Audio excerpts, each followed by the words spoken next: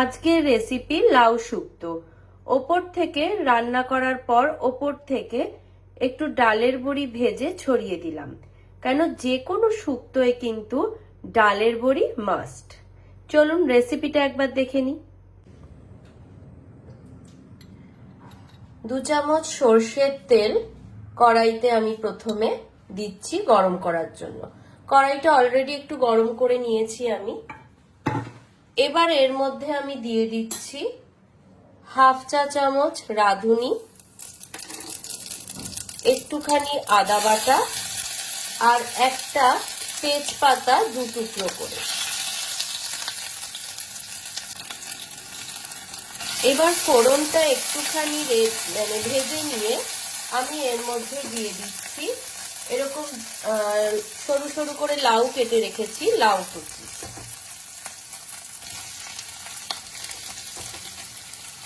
দুধ লাউ বা লাউ শুক্তো যেটা, এটা করার জন্য কিন্তু বিশেষ কিছুই লাগে না।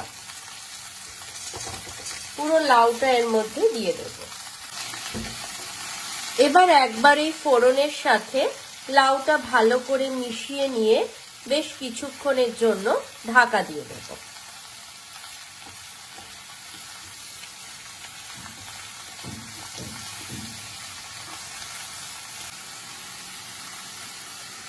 এবার এটা আমি ঢাকা দিয়ে রাখলাম, মাঝে মাঝে নেড়ে দেব।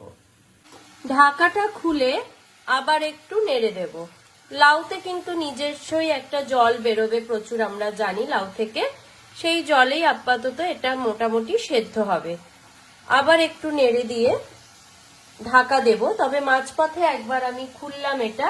এবার এখানে আমি দিয়ে দেব স্বাদ অনুযায়ী নুন।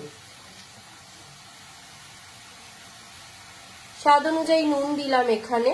নুন দেওয়ার পর আবার একটু নেড়ে দিয়ে ঢাকা দিয়ে দেব।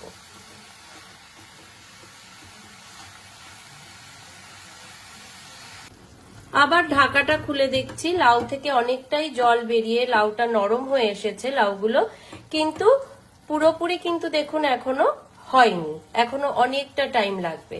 তাই আরেকবার নেড়ে দিয়ে ঢাকা দিয়ে দিচ্ছি। আমি গতবারে আপনাদের সাথে আমার ফ্রোজেন করে রাখা বাড়িতে মটরশুঁটির ভিডিও শেয়ার করেছিলাম, এবছরেও করে রেখেছি। সেই মটরশুঁটিগুলো বেশ কিছুটা দিয়ে দিলাম, একটু বেশি করেই দিলাম আমি। মটরশুঁটি দিয়ে নেড়ে আবার ঢাকা দিয়ে দিচ্ছি।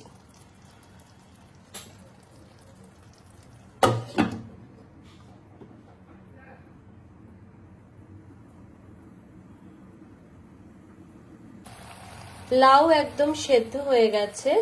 এবার ওপর থেকে একটু দুধ ছড়িয়ে দিচ্ছি। লাউ শুক্তো কিন্তু একদম রেডি। এবার ওপর থেকে একটু চিনি ছড়িয়ে দিচ্ছি। ভালো করে নেড়ে নিয়ে গ্যাস অফ করে দেব।